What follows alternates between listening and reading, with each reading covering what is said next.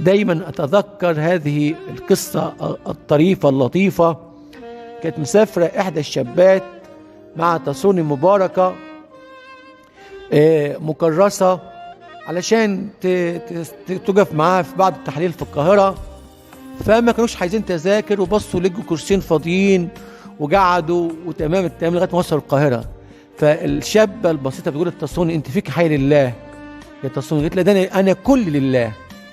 طبعا كل لله، لأنها وهبت وكرست حياتها لله. لأنكم للمسيح. يا بختك يا إنسان الله حينما تكون كلك للمسيح، جسدك للمسيح، روحك للمسيح، نفسك للمسيح، أفكارك للمسيح، مالك للمسيح، أولادك للمسيح، شغلك للمسيح، كيانك للمسيح، أنفاسك للمسيح، مشاعرك للمسيح، كلك للمسيح. زي ما قلت عروس النشيد: أنا لحبيبي وحبيبي ليا، طباهم الذين في الطريق بلا عيب.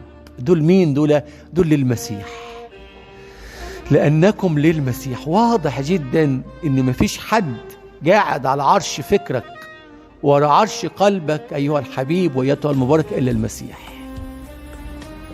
أحببت البر وأبغضت الاسم، من أجل هذا مسحك الله إلهك بزيت البهجة أكثر من كل رفقائك. طبعا هي الآية دي على رب المجد يسوع، لكن تنطبق على كل ابن اللي يكون المسيح فيه.